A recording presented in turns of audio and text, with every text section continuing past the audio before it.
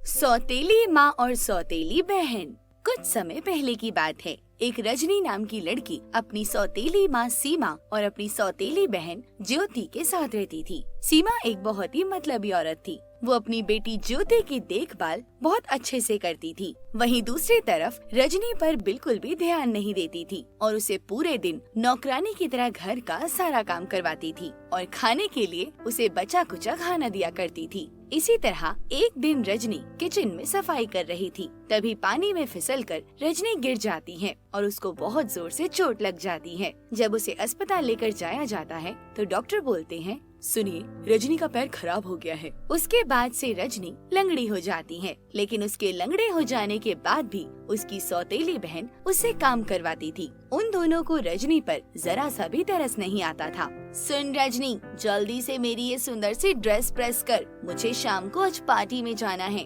दीदी, मैं बहुत थक गई हूँ दीदी, मुझे बहुत तेज भूख लगी है। अभी मैं खाना खा रही हूँ दीदी, खाना खाने के बाद प्रेस कर दूंगी। मुझे कुछ नहीं पता समझी, मुझे अभी के अभी ड्रेस चाहिए। खाना छोड़ और प्रेस कर। इतना कहकर ज्योति रजनी के खाने की थाली उससे छीन लेती है। बेचारी रजनी मायूस होकर ड्रेस प्रेस करने लग जाती है। ज्यादा गर्म होने की वजह से ज्योति की ड्रेस जल जाती है। ये देखकर रजनी बहुत परेशान हो जाती है। हे भगवान, ये ड्रेस तो जल गई। अगर ज्योति को ये ड्रेस नहीं मिली तो वो मेरी जान निकाल देगी। मैं जल्दी से बाजार जाकर ऐसी ही एक नई ड्रेस ले आती हूँ। जैसे ही रजनी ज्योति के लिए नई ड्रेस खरीदने जाती है, तभी रजनी को कुछ लड़कियाँ दिखाई देती हैं। अरे रजनी, कहाँ जा रही हो तुम? ज्योति की ड्रेस प्रेस करते वक्त उसकी ड्रेस मुझसे जल गई है। मैं वैसी ही एक ड्रेस बाजार से लेने जा रही हूँ, लेकिन मुझे कुछ भी समझ नहीं आ रहा वैसी की वैसी ड्रेस कहाँ मिलेगी। क्या तुम मेरी कुछ मदद कर सकती हो? हाँ हाँ, क्यों नहीं। वो ड्रेस तो दुकान पर मिलती है, थोड़ी दूर चलने के बाद तुम्हें वो दुकान भी मिल जाएगी।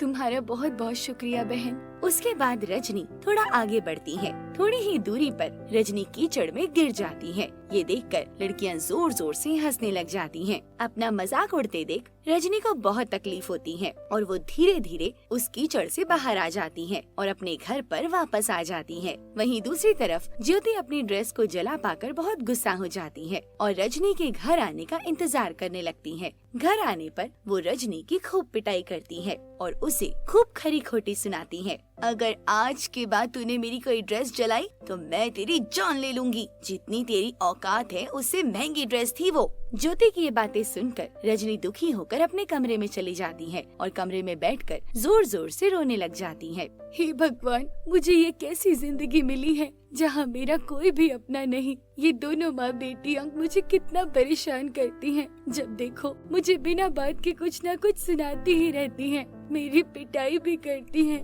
क्या होगा मेरा? क्या पूरी जिंदगी मैं इन्हीं लोगों से पिटाई खाती रहूंगी? इसी तरह काफी दिन और बीत जाते हैं। सुन रजनी, आज मेरा मीठे मीठे फल खाने का मन हो रहा है। जल्दी उठ और जंगल से फल लेकर आ। दीदी, आपको तो पता है ना, मैं लंगड़ी हूँ। मुझे इतनी दूर जंगल जाने में बहुत कष्ट होगा और आप मुझे वहाँ क्यों भेज रही हैं दीदी? वहाँ तो खतरनाक जानवर रहते हैं। अगर किसी जानवर ने मुझ पर हमला कर दिया तो मैं तो भाग भी नहीं पाऊंगी दीदी।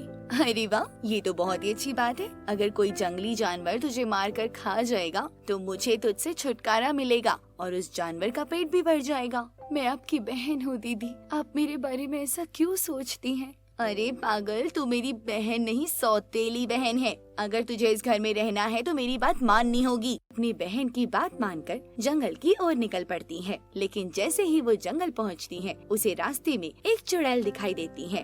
अरे वाह, इतने दिनों बाद कोई इंसान इस जंगल में आया है। अब तो मैं उसे मार कर उसका स्वादिष्ट मांस खाऊंगी। नहीं नहीं, मुझे मत खाओ। मैंने तुम्हारा क्या बिगाड़ा है? मुझे छोड़ दो, मुझे घर जाने दो। चुड़ैल रजनी की बातों में बिल्कुल नहीं आती और रजनी को पकड़कर अपनी गुफा में ले जाती है। पास के जंगल में रहने वाली मोना परी ये सारी चीजें देख रही थी। वो तुरंत अपनी जादुई छड़ी घुमाती है और उस चुड़ैल को रस्सी से बांध देती है और उसकी सारी जादुई शक्तियाँ उससे छीन लेती है। परी, तूने मेरी सारी शक्तियाँ मुझसे छीन ली हैं। आज मैं तुझे जिंदा नहीं छोड़ूंगी। अभी तो मैंने सिर्फ तुम्हारी शक्तियाँ छीनी है, इससे पहले कि मैं तुम्हें खत्म कर दूं, चली जाओ यहाँ से। उसके बाद चुड़ैल वहाँ से भाग जाती है। परी रजनी को अपने साथ अपने परीलोक ले जाती है। परीलोक में चारों ओर बहुत सुंदर नजारा था और बहुत सारे फूल खिले हुए थे। वहाँ बगीचों में ढेर सारे हीरे मोती नजर आ रहे थे। परी अपनी जादुई शक्ति से रजनी के दोनों पैर ठीक कर देती है।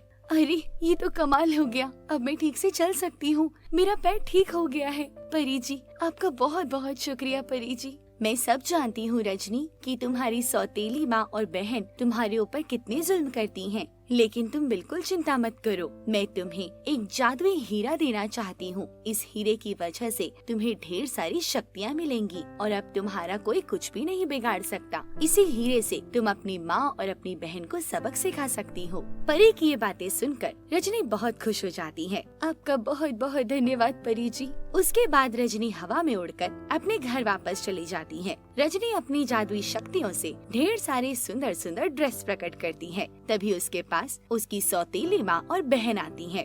रजनी, तुम्हारे पास इतने सुंदर सुंदर कपड़े कहाँ से आए और तुम्हारा पैर कैसे ठीक हो गया? एक दयालु परी ने मेरा पैर ठीक कर दिया बहन।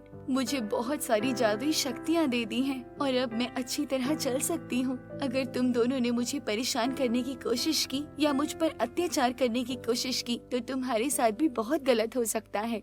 अरे अचानक से इतनी अकड़ कहाँ से आ गई तुझ में? लगता है तेरी अकड़ ठिकाने लगानी पड़ेगी। अरे माँ, बिल्कुल सही बोल रही हैं आप। अब कुछ ज्यादा ही नखरे दिखा रही हैं। चलो इसके सारे नखरे निकाल देते हैं आज। उसके बाद दोनों माँ बेटी मिलकर रजनी को पीटने लग जाती हैं। लेकिन तभी रजनी अपनी जादुई शक्तियों से दोनों माँ बेटियों को बिजली के झटके देती है। अरे मर गई, ये रजनी तो बहुत ज्यादा शक्तिशाली हो गई है। अरे मुझे माफ कर दे बेटी, मैं आगे से तेरे साथ कभी गलत नहीं करूँगी। इतने दिनों से तुम दोनों ने मेरे ऊपर बहुत अत्याचार किए। मैं तुम दोनों को कभी माफ नहीं करूंगी और ना ही आपके साथ इस घर में रहूंगी। तुम दोनों इस घर में क्या, इस गांव में भी रहने लायक नहीं हो। निकल जाओ यहाँ से। बेटा, हमें अपने साथ रहने दे, हमें मत निकाल बेटा। हम कहाँ जाएंगे तेरे बिना? तू तो मेरी बेटी है ना, क्या तू अपनी माँ के साथ ऐसा करेगी? लेकिन इस बार रजनी अपनी माँ और अपनी बहन की एक नहीं सुनती।